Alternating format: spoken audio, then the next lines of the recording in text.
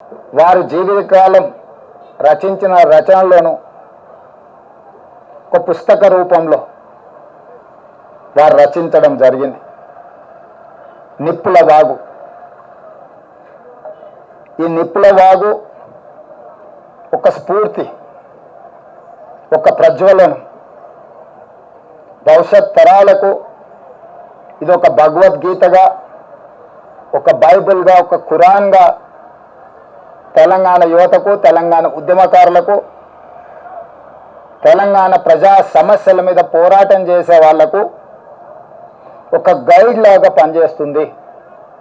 అందుకే నిప్పుల వాగును 20,000 ప్రచురణలు తెలంగాణ ప్రాంతంలో ఉండే ప్రతి లైబ్రరీలో, తండాలలో, గూడాలలో, మారుమూల పల్లెల్లో ఉండే తెలంగాణ సమాజం అంతా అందశ్రీ గారి స్ఫూర్తితో వారి రచనలో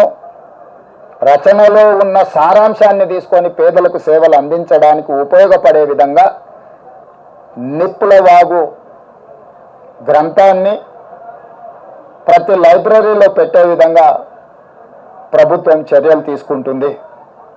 ఇదే కాకుండా వారి అభిమానుల నుంచి సూచనలు తీసుకొని ఇంకా ఏం చేయగలమో, వారి పేరు, వారి స్ఫూర్తి తెలంగాణ సమాజంలో శాశ్వతంగా పదిలంగా ఉండడానికి అవసరమైన చర్యలన్నీ మా ప్రభుత్వం చేపడుతుంది. వారు ఏనాడు వారి ఆరోగ్యం గురించి, వారి ఆర్థిక పరిస్థితుల గురించి, కుటుంబ సభ్యుల గురించి ఏనాడు కూడా అందశ్రీ గారు ఆలోచన చేయలే. ఈ 4 కోట్ల తెలంగాణ ప్రజల యొక్క సమస్యలే తన సమస్య అని, ఈ సమాజమే తన కుటుంబం అని భావించిన ఒక గొప్ప మానవతావాది. నాకు వ్యక్తిగతంగా మనసుకు చాలా దగ్గరగా వారి ఆలోచన, వారి స్ఫూర్తి ఎప్పుడూ నాకు కలిగించే విధంగా వారు కలిసినప్పుడల్లా మాట్లాడేవాడు. వారిని కోల్పోవడం తెలంగాణ సమాజంతో పాటు నాకు, నా కుటుంబానికి ఒక బాధాకరమైన అంశము.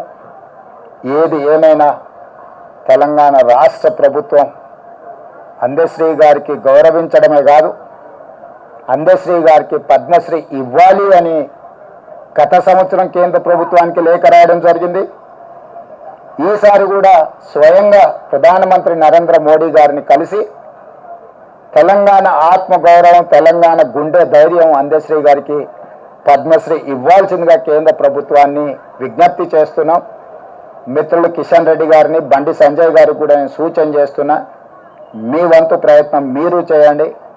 తెలంగాణ రాష్ట్ర ముఖ్యమంత్రిగా అందశ్రీని గౌరవించుకోవాల్సిన బాధ్యత తెలంగాణ ప్రజల తరఫున మీ మీద, నా మీద ఉన్నది.